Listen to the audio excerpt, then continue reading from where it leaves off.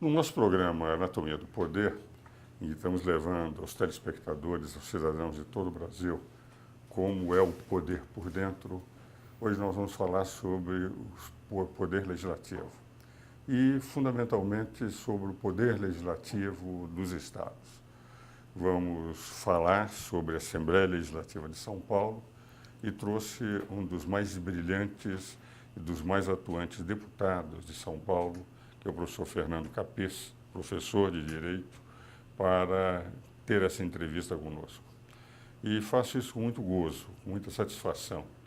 Em 1962 a 64, eu presidi na cidade de São Paulo o Partido Libertador, que era o único partido parlamentarista do Brasil, por indicação do deputado Raul Pila e do senador Mendes Sá.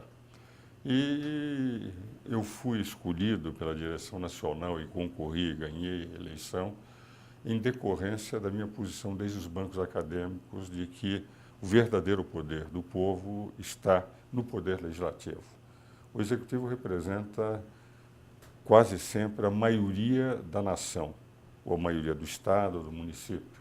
E muitas vezes nem isso, porque onde há segundo turno é que quem vai ser eleito num primeiro turno não representou sequer a maioria da nação, do estado, do município. Enquanto que o legislativo representa a totalidade. No executivo não existe oposição, no legislativo existe oposição. Então, para falar sobre a Assembleia Legislativa, sobre o poder legislativo, e eu era presidente do Partido Libertador, deixei a política em 65, quando veio a Ato Institucional número 2 e nunca mais voltei. Eu era parlamentarista e sou parlamentarista, porque entendo que nas casas legislativas está a verdadeira força de uma nação. Trouxe, portanto, um dos mais brilhantes deputados, um autor de direito penal, que é um verdadeiro best-seller. Às vezes eu brinco com o Fernando que ele é o Jorge Amado do direito, porque o livro dele sobre o curso de direito penal está na 19ª edição. E um livro de direito, quando nós temos uma proliferação de livros de direitos hoje, nas diversas editoras, está numa 10ª edição, 19ª edição demonstra o seu valor. Meu caro Fernando Capês, meu querido amigo e grande deputado, é uma honra tê-lo aqui no programa e eu gostaria que você falasse um pouco para o nosso telespectador o que é a Assembleia Legislativa de São Paulo e como funciona. Muito bem. Primeiro, agradecer muito essa oportunidade de estar com o senhor, grande professor, emérito constitucionalista, tributarista, e fico muito feliz e me sinto recompensado, gratificado de estar aqui. A honra é nossa, querida. Então, a Assembleia Legislativa, como nosso telespectador sabe, ela integra o Poder Legislativo Estadual.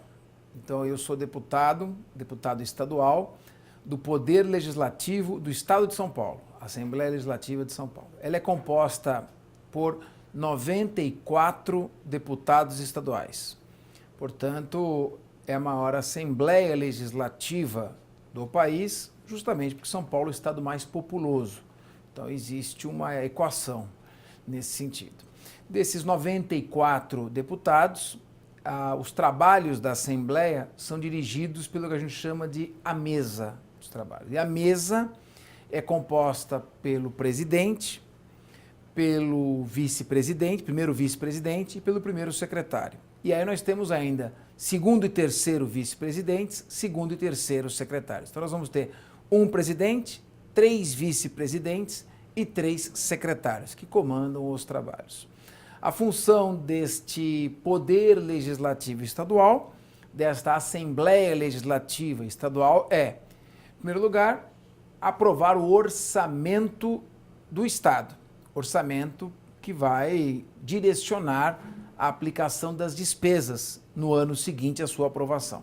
Então, aprovar o orçamento, votar as leis estaduais de competência constitucional do Estado e exercer a fiscalização do Poder Executivo Estadual. Basicamente, estas são as funções. Aliás, eu gostaria, Fernando, de fazer essa rememoração do que representa. De rigor, o Poder Legislativo no mundo surge para controlar o orçamento. Eu diria que o primeiro legislador o primeiro legislativo que nós tivemos na história da humanidade, da história moderna do direito constitucional, foi quando os barões se reuniram, lutaram contra João Sem Terra e impuseram a Magna Carta Baronal, que era um controle orçamentário das despesas dos desmandos do Tesouro. E na Inglaterra, onde se fortalece sujo o parlamentarismo, em 1688, quando tiram do rei o seu poder absoluto, esse poder vai para o legislativo, o rei fica como chefe de Estado e não como chefe de governo, era para controlar os orçamentos. E ainda hoje, nos Estados Unidos, o momento maior da realização do Congresso americano é na aprovação dos orçamentos. O que vale dizer, como o orçamento é aquele documento pelo qual vai se estipular o que os governos vão gastar no ano seguinte, levando para as despesas que serão definidas, os tributos que nós pagamos, quem tem que dizer como é que o governo vai gastar, quem é que tem que aprovar é a Casa do Povo, que é a Assembleia Legislativa. Por isso é que o deputado Fernando Capês fez questão de dizer o primeiro é o orçamento, porque nos parlamentos de todo mundo o orçamento é o que é mais importante, é quando cuida do dinheiro do povo. Diz, olha, o seu dinheiro terá que ser bem aplicado e somos nós que cuidamos, não é isso, Fernando? Exatamente, o professor coloca muito bem, eu acho... Como seu aluno, me permite dizer assim, por favor? É verdade. Em matéria penal, eu sou seu aluno permanente. Mas é importante, eu gosto muito de assistir, não só os seus programas, como as suas entrevistas, porque sai do comum, do lugar comum. A gente tem a oportunidade sempre de poder acrescentar aos conhecimentos. Eu tenho 2 filhas jovens, eu procuro sempre orientá-las a estar sempre pesquisando, estudando. Tem uma dúvida, hoje você tem acesso à internet, a tantos livros. É bom que o telespectador saiba, o professor Fernando Capês, já que estamos falando na Rede Vida, que se apresenta no canal da família, ele é um homem de família.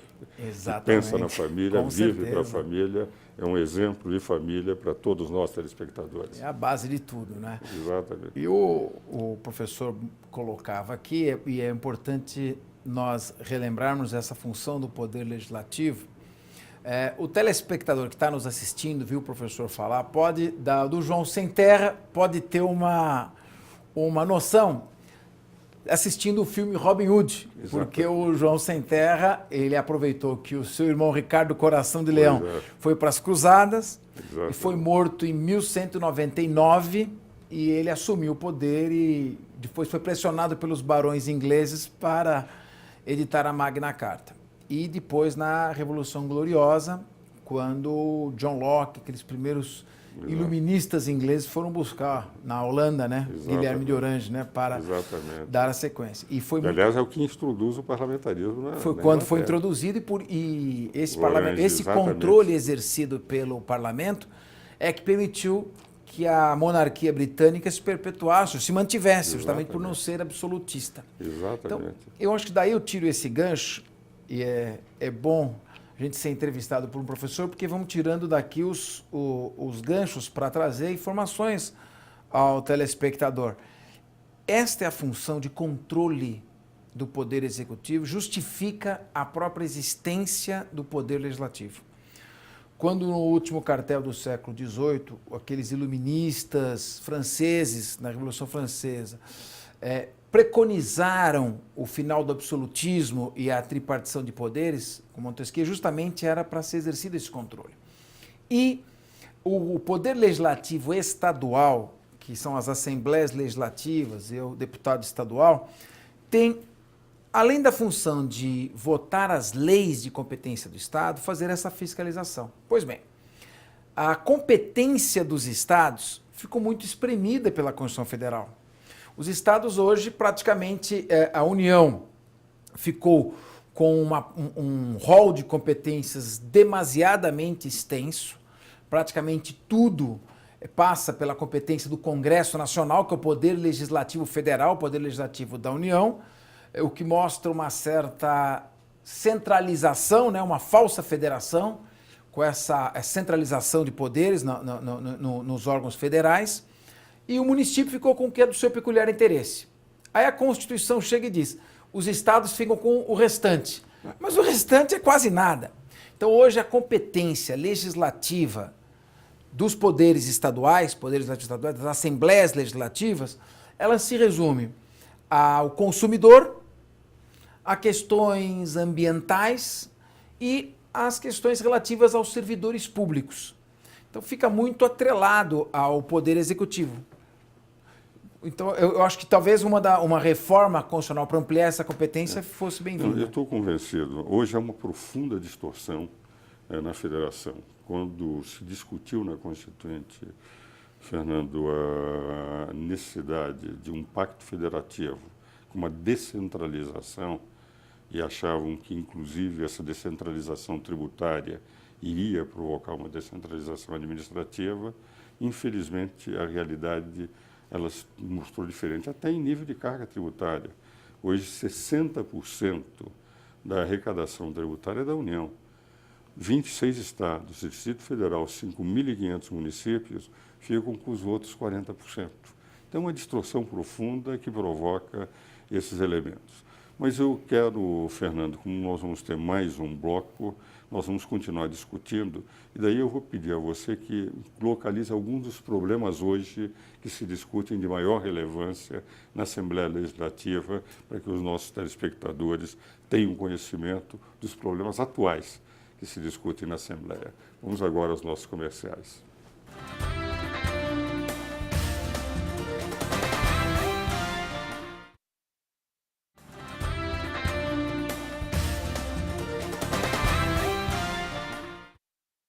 Damos continuidade ao programa Anatomia do Poder, em que estamos levando ao telespectador como funciona o poder no Brasil por dentro, e hoje trazendo como convidado especial um dos mais brilhantes advogados, foi advogado, foi procurador da Justiça, foi do Ministério Público, aliás, na época exerceu um papel importante, principalmente para disciplinar as torcidas no Brasil. Foi ele que, em relação às uniformizadas, fez todo aquele trabalho que permitiu que a violência fosse reduzida. Isso se deve a Fernando, enquanto membro do Ministério Público, e um deputado com uma votação fantástica, demonstra o que o público, o povo reconhece no seu trabalho. Professor de Direito, autor de livros e falando como deputado estadual sobre a Assembleia Legislativa. Mas antes de você falar hoje sobre os problemas concretos da Assembleia Legislativa que estamos discutindo, eu queria lhe oferecer um pequeno livro, Uma Breve Teoria do Poder, em que eu analiso, chama-se breve, você normalmente fala em teoria do poder e pode-se falar uma breve história, mas uma breve teoria é estranho. Por que é breve? Eu foco fundamentalmente na figura do detentor do poder. Perfeito. E não nas escolas. E ofereço um trabalho de conjunto do Conselho Superior de Direito da FEComércio, em que fazemos 23 anos depois de promulgada a Constituição, com grandes constitucionalistas como Maria Garcia, Manuel Gonçalves Ferreira Filho e outros, são 31 constitucionalistas, uma análise de todo o texto constitucional. Puxa vida, muito obrigado. Para o jurista, mais do que para o deputado, estou oferecendo esses livros. Eu fico muito feliz, professor, e digo que toda pessoa tem que se organizar para ler pelo menos um pouquinho, ou a cada dia ou periodicamente. Se a gente se organizar, esses livros aqui maravilhosos, eu faço muitas palestras pelo país. Estou sempre viajando. Então, voos que levam 3, 4 horas, eu aproveito para fazer a leitura atenta desses livros e nos períodos que eu tenho vagos, a gente tem que aproveitar e se organizar.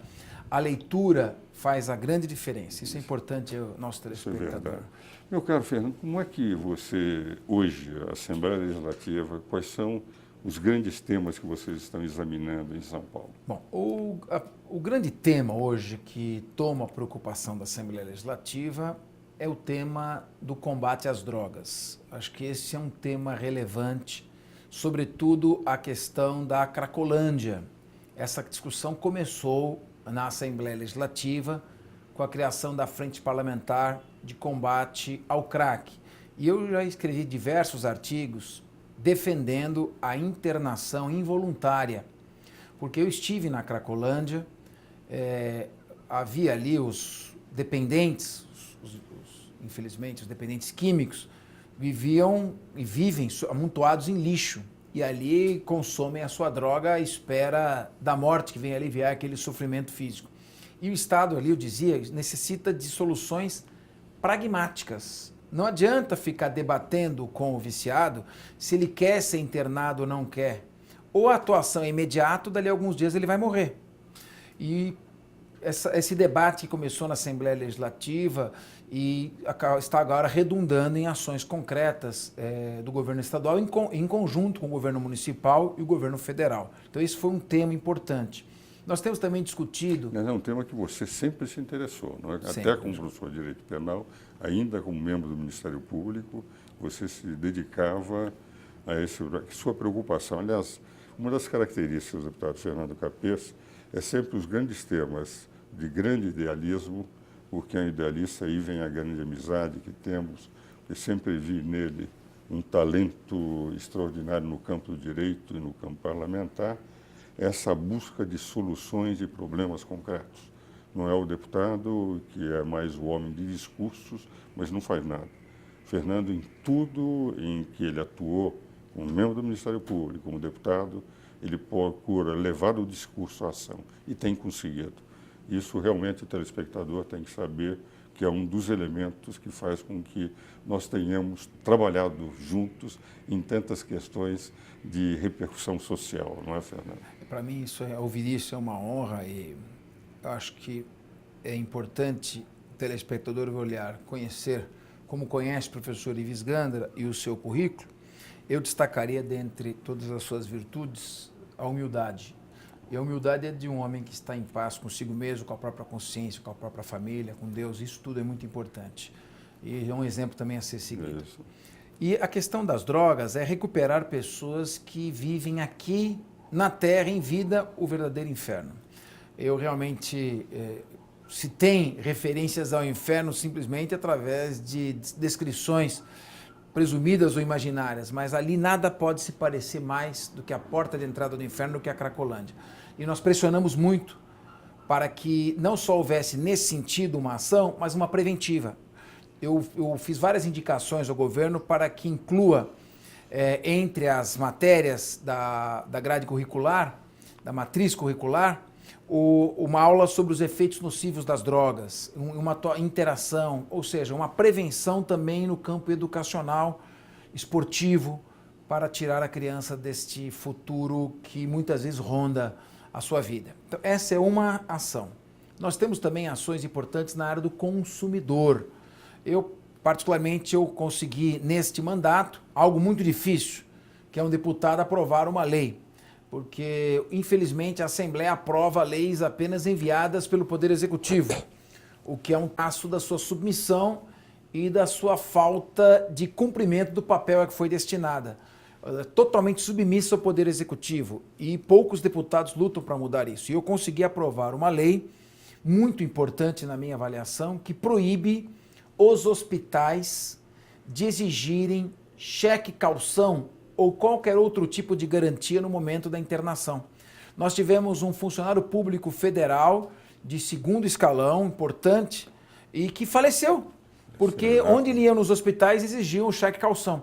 Aqui no estado de São Paulo, força de uma lei que nós conseguimos aprovar, se for exigida cheque calção ou outra garantia, o hospital tem que pagar uma multa de R$174 mil e devolver o dobro do valor exigido ao paciente. Então, é uma medida também, a meu ver, simples, mas que precisava ser implementada. Apresentamos esse projeto de lei e conseguimos a sua aprovação. Esse é um ponto importante. Muito. Na questão da proteção animal, para minha surpresa, há um número muito grande, enorme de pessoas que se dedicam com nobreza a esta causa. E tivemos aí, tragicamente, não faz muito tempo, uma mulher acusada de matar provavelmente milhares de animais ao longo dos anos. Nós conseguimos também, através de uma ação pragmática junto ao Procurador-Geral de Justiça, a criação da Promotoria de Defesa Animal. Começou com um requerimento nosso ao Procurador-Geral, que submeteu o pedido ao Colégio de Procuradores e encaminhou a criação dessa Promotoria Animal. Também foi uma conquista importante. que apresentamos. E na área dos estádios, nós apresentamos um projeto de lei para obrigar a numerar todos os lugares e cobrar multa de quem sentar no lugar do outro. Houve um veto a este projeto, não entendi até hoje por que, eu estou tentando derrubar este veto. Então, apesar de restrita a competência legislativa, muita coisa há que ser feita. A gente não pode ficar reclamando, tem que trabalhar com o que tem e procurar fazer a diferença. Aliás, esse aspecto me parece extremamente importante. Quer dizer, na medida que os cidadãos vão conhecendo como funciona um poder, ele passa a poder exercer sua pressão. Quando você vai à Assembleia Legislativa, na sala, no salão em que os deputados fazem as suas discussões, existe um auditório para que o povo possa comparecer. Me impressiona nos Estados Unidos, por exemplo, quando se vai discutir orçamento, as ONGs, as entidades representativas dos cidadãos lá estão.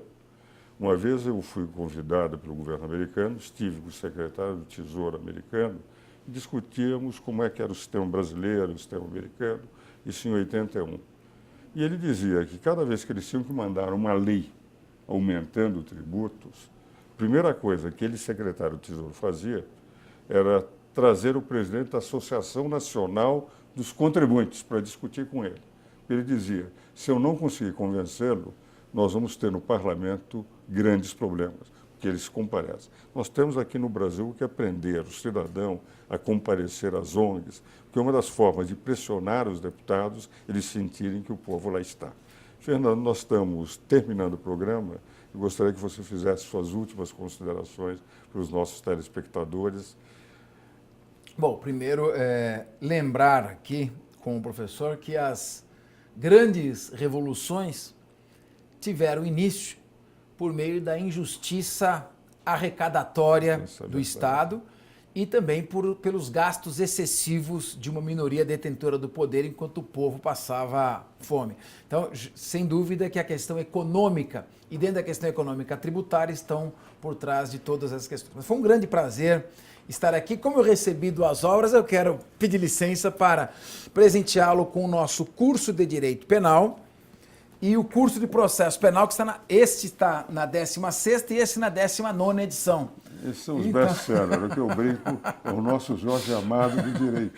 Os livros são de grande sucesso. Eu procurei levar a didática para as obras jurídicas. Eu agradeço muito e muito bem relembrou Fernando quando fala sobre as grandes revoluções. Movimento constitucional moderno, constitucionalismo moderno, começa com 3 constituições.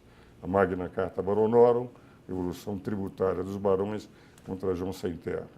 Constituição Americana, Revolução Americana dos Americanos contra os ingleses pelo aumento da tributação das leis Townsend.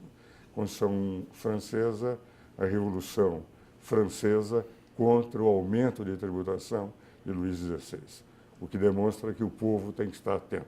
E a Assembleia Legislativa do Estado de São Paulo é a casa do povo. Muito obrigado, Fernando, por prestigiar o programa Anatomia do Poder. E, senhores telespectadores, até o próximo programa.